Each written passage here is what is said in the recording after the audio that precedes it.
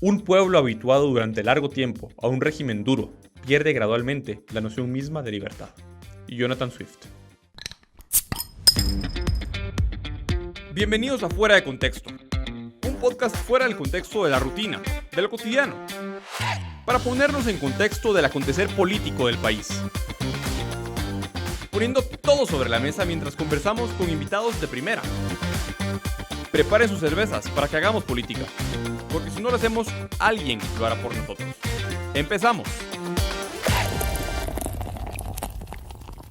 Hoy es 1 de octubre del 2020 y nuestro primer día de libertad después de casi 7 meses de arresto domiciliario.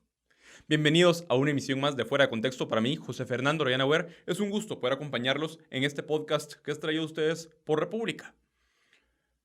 Hoy, un día para celebrar, pero también para estar atentos de que la ignominia que por estos 7 meses vivimos no nos vuelva a suceder. Un momento para reflexionar y tomar en consideración los errores en los que caímos en marzo. Cuando creímos que este presidente, que en su momento se vendía como una persona chabacana y bonachona que quería todo el bien para su pueblo, como si fuera un pastor cuidando al rebaño, salió a decirnos que era por nuestro bien que nos iban a tener que encerrar. Que este presidente, el doctor Alejandro Yamatei, que en tiempos de campaña prometió que las cosas iban a ser completamente diferentes, terminó convirtiéndose en uno más en la lista de infames presidentes que hemos tenido en este país, en la mal llamada vida democrática que se fundó a mediados de los años 80. Hoy es el momento en el cual tenemos que reflexionar y considerar si ese discurso de miedo, para el cual el doctor Edwin Asturias pronosticaba que a esas alturas del año iban a haber 28,000 muertos si no seguíamos cediendo y entregando nuestras libertades, nos vencimos. Hoy es el día en el que nos tenemos que cuestionar si vamos a permitir que los abusos que hasta hoy se han cometido se sigan cometiendo. Hoy es el día en el cual tenemos que pensar si realmente esas falsas promesas que a inicios de marzo se nos hacían con la promesa de salvarnos de un virus, se justificaron y se cumplieron. Yo todavía recuerdo cuando estaba a inicios de marzo, yo estaba fuera del país y anunciaron que iba a cerrar el Aeropuerto Internacional Aurora.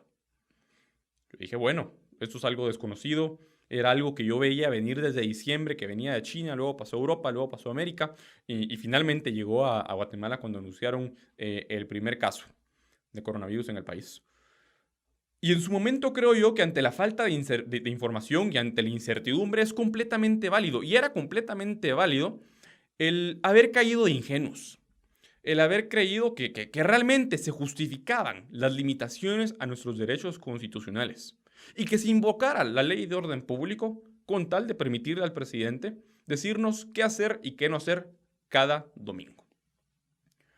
Sin embargo, la capacidad hospitalaria que el doctor Alejandro Yamatei prometió ampliar a inicios de marzo, y el mejor ejemplo es el Hospital del Parque de la Industria, pues resulta que no se amplió.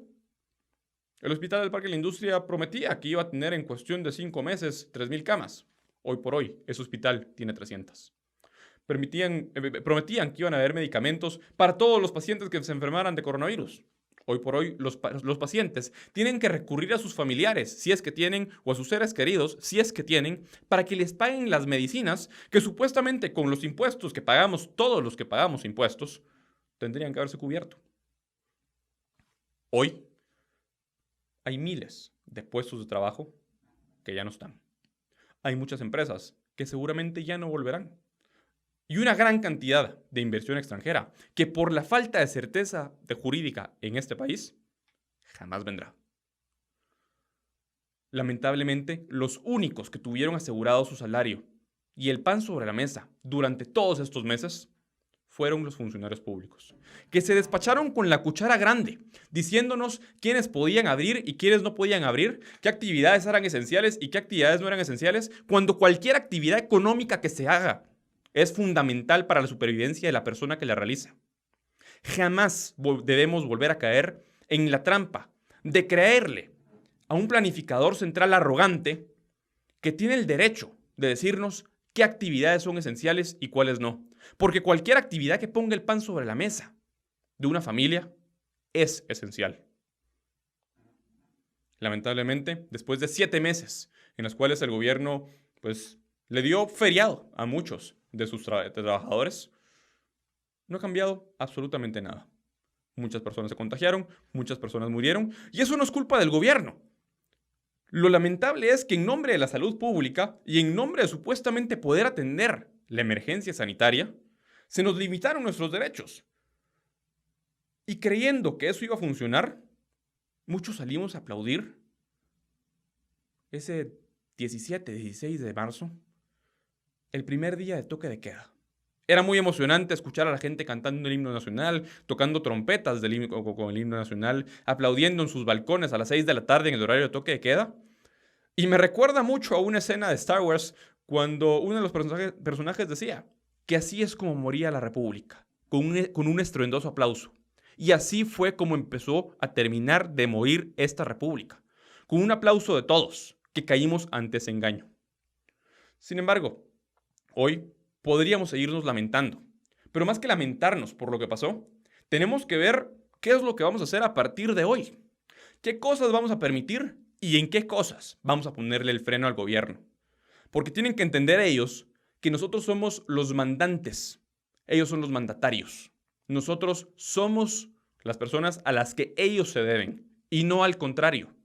No somos ovejas que un pastor tiene que salir a pastorear y dirigir y llevarlas por su camino. No somos ovejas a las cuales un pastor tiene que decirles cómo y cuándo cuidarse.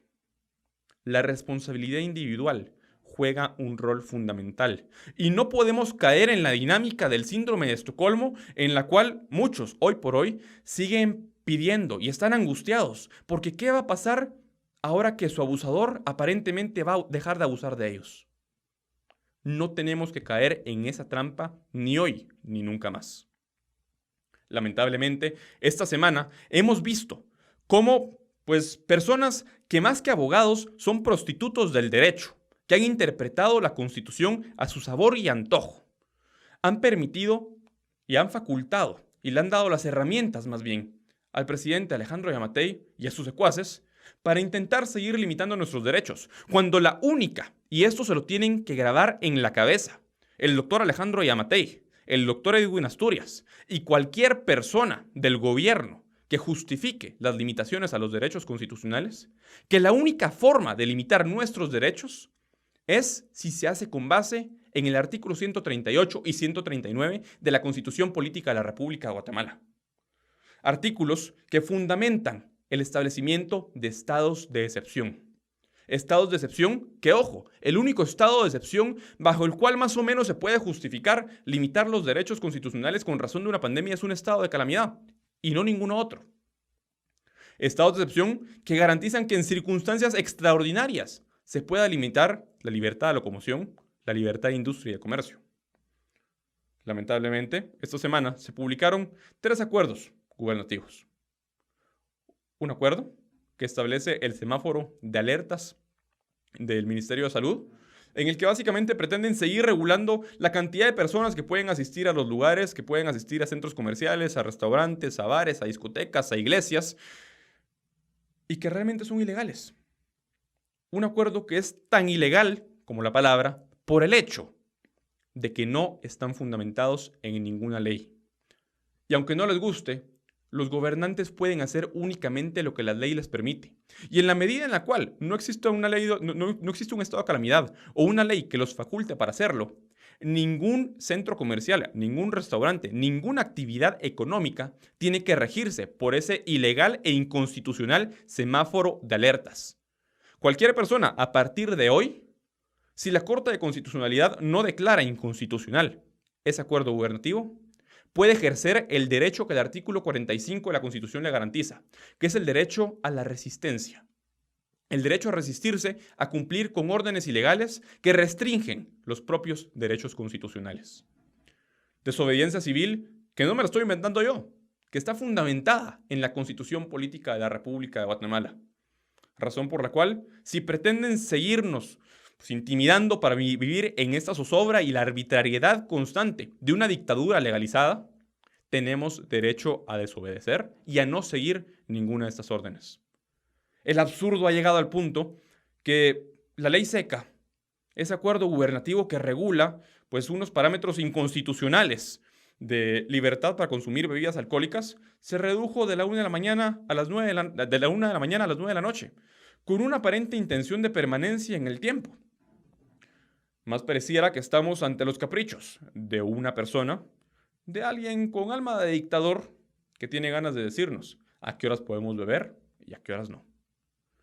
Sea el tipo de restricción que sea, por muy pequeña que sea o por muy grande que sea, no debemos tolerar ningún tipo de abuso más.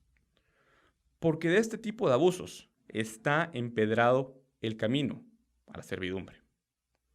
La República hoy está en jaque y está en nuestras manos el decidir si vamos a permitir que esto vuelva a suceder en un futuro o si esta es la última vez que nos pasa esto. Si vamos a decidir que nosotros vamos a ser los responsables de contarles a todas las futuras generaciones lo que pasó en un momento en el cual creímos que entregar nuestros derechos a cambio de una mal llamada salud pública se justificaba, o si realmente la libertad individual es la que tiene que primar. Hoy no empieza una nueva normalidad. Hoy empieza el regreso a la normalidad y no después del coronavirus. Porque el coronavirus es un virus que de una u otra forma, de la misma forma como otros virus han ido desapareciendo, se han ido atenuando y nuestro sistema inmunológico ha ido creando respuestas a ellos al punto que, por ejemplo, el virus que causó la pandemia de la gripe rusa hoy provoca 1 de cada 10 gripes comunes. El virus desaparecerá con toda la tranquilidad del mundo, en silencio. Lo que no va a desaparecer es el intento de muchas personas de hacerse con poder únicamente para poder eliminar los derechos y suprimir los derechos que no nos conceden ellos, sino que con la fuerza, incluso del hierro y la pólvora, se han tenido que ganar a través de los siglos. No nos acostumbremos a vivir por permiso.